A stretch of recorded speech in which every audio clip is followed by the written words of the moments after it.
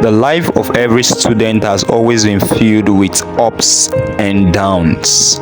But what you do when you are up and what you do when you are down will determine your final destination as a student. So whether you reach your goal or not, it is actually a reflection of what you did when you are up and what you did when you are down in your academic journey.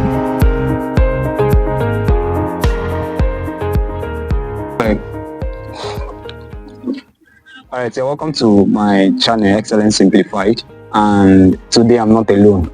So today I'm with one of my friends, one of my colleagues, and an expert in the field also. I would like to introduce himself. So please introduce yourself. Hello, my name is Lumena Bright Makbari, and like he said, we are colleagues from the Department of Biochemistry, University of Port Harcourt. Thank you very much.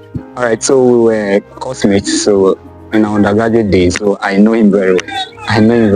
That was why I decided to bring him to our channel today, so we can ask him some questions that students have been asking us. Alright, now I will be asking you some questions that our students have been asking, so you can help us address some of those questions. Okay. Now, one of the questions we always get from our students is, anytime I pick up my book to read, sleep from nowhere, I will just find myself sleeping.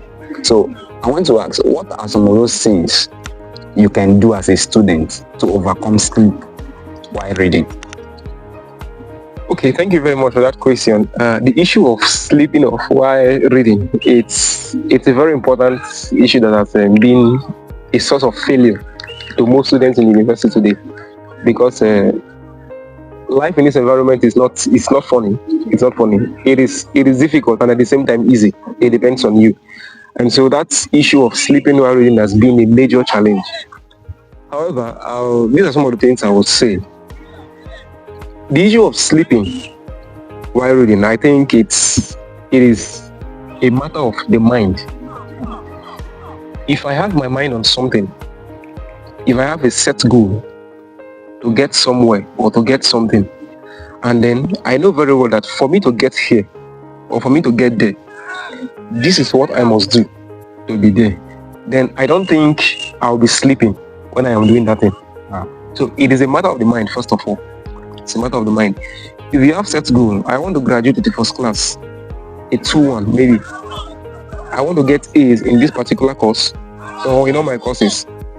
I want my A's not to be just 70, not to be 80. I want my A's to be 90 something.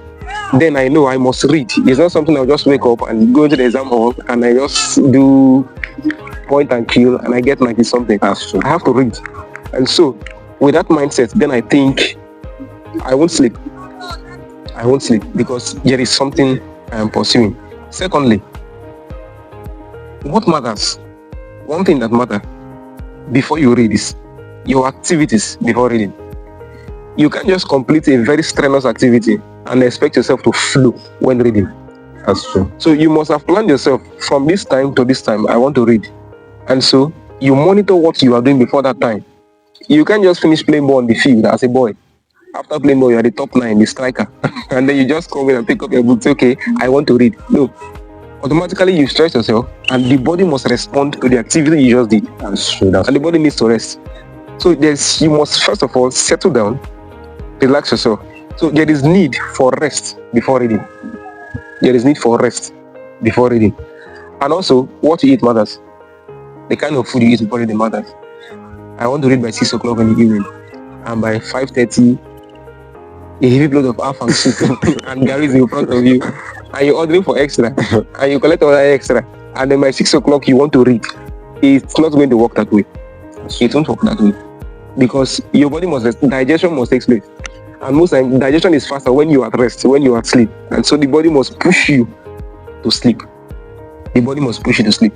Thirdly, or that's fourthly, a change of environment also matters. There are some persons who, when they sit down to read alone, they feel sleepy, but in the presence or company of others, they can cope, they can continue, they can go longer. And so if you've tried it alone and you discover that doing it alone you feel sleepy, try it with someone else. Form a group. Try it with a group. Sometimes change environments. Someone like me, you know very well, I love reading in noisy environment. Several times when we are students, we've been to the library. And you'll be reading, I'll sleep off. Because the library is a very quiet place. And once you take me to a quiet place, coupled with the number of fans there, and the kind of air they are giving us, it disturbs me, and I just sleep. So I prefer reading in a noisy place. It's not as if the noise distracts me, but it keeps me active. So you need to understand yourself. It is when you understand yourself that you can cope. You don't try to emulate someone else. What works for Mr. A may not work for Mr. B. That's true. So you need to understand your own pattern and then flow with it. Thank you very much. Oh, thank you very much. So I get something from what you said. Mindset. Your mindset. The activities you do before you start reading. You don't eat 3 plates of a bar. You want to read. You want to do all night reading. You sleep off. And the last thing you said there was to understand your kind of person. You don't say others are, because others are good at night class, you follow them to night class. Or others read in the library, you follow them to the library. Understand yourself and know the one that works best for you. Okay, very quickly, the next question our students ask is, they read good, they read very well. They don't have the problem of falling asleep when reading. Okay. But after reading, they end up forgetting everything they've read, so they can remember little or nothing what they've read. Now the question is, how can they help? What can they do to help their rate of remembrance, to remember what they've read? Okay. The issue of memory after reading, I would say it's a measure of quality and not quantity. There's a very common mistake most students make in the university environment. They want to, in the night, cover a full textbook. Or in the space of how many hours, they want to finish up how many topics in the textbook. Reading is not, in fact, there's a difference between reading and studying. In a place like this, it is expected of you to study, not to read. When you read, you just go from A to Z, straight. But when you study, you take time to understand what you are doing. So it is a matter of quality. What do I mean? Even if it is just one paragraph you've read in a day, do well to understand that one paragraph. It is better you read one paragraph, understand one paragraph, than consuming 4 topics without being able to answer up to 5 questions on those topics. That's true. So it's a matter of quality, not quantity. Don't be in a competition with anybody. Some person say, I was listening to one of my classmates yesterday and he told me, okay, you are the ones that were giving us this kind of competition. Before the semester begins, you are done with the textbook. You are done with the textbook before the semester begins. And so we now will be like, Professor Selen is done with the textbook. And these are very few to we've not even started the first topic. And so if you follow that way, you begin to rush up things. You try to meet up, not knowing that this thing is not working for you.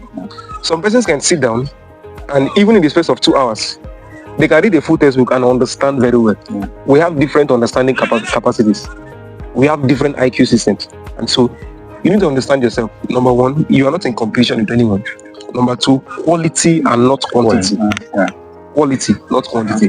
Read that little thing, understand it, do a research on it.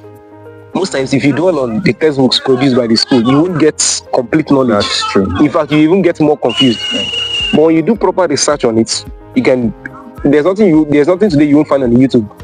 You go there, type in that topic, and several classes, people holding tutorials on that will pop up, and then you go through them. We even have the artificial intelligence today. They can give you, so by the time you go through 1, 2, 3 materials on a particular topic, there is no way you won't understand. And one thing also I learned from you, and now you're the one answering me the question, so I will tell you that thing I learned from you. You can adopt the principle of acronyms when reading.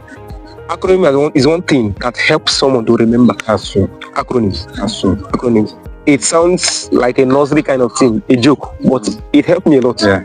The acronyms you gave us helped us a lot. Because at that time when you've forgotten, once you remember the acronym, you remember everything. The acronym is giving you the major words. Yeah. Once you remember the major words, everything is settled. So they can also practice the use of acronyms. So no competition, quality and not quantity, use of acronyms. Thank you very Oh, much. thank you very much. So, quality and not quantity. You don't pick up, maybe you're there from the beginning of the semester. Towards the ending of the semester, a day to exam, you want to finish Sharp. what a lecturer taught for what a lecturer taught for like 3-4 months. You want to finish it one night back to back. You end up confusing yourself. You don't understand anything. So take it bit by bit, as he rightly said, quality, not quantity, not the number of things you cover. You want to be the first person to read 1,000 pages in one day. No, you're not in competition. Yes. And don't say others are, my friend have finished 3 textbooks and me I'm not. So you want to finish a 3 textbook in one day. They don't have the same brain pattern. He also said, understand yourself. Understand your kind of person. Alright, that will be our only question for today.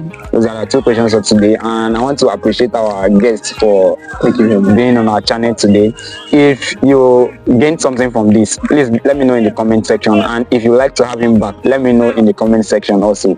And if you're not subscribed to our channel, please do well to click on the subscribe button and subscribe. Also, he is also a relationship coach. So if you have any challenge or any issue, anything you would like to know, I'll drop a link to his channel on the description of this video. So you can click on the link in the description of this video and it will take you to his channel. And there you can communicate with him, you can link up with him. Thank you for having us today. Thank you very much. Yeah. Thank you.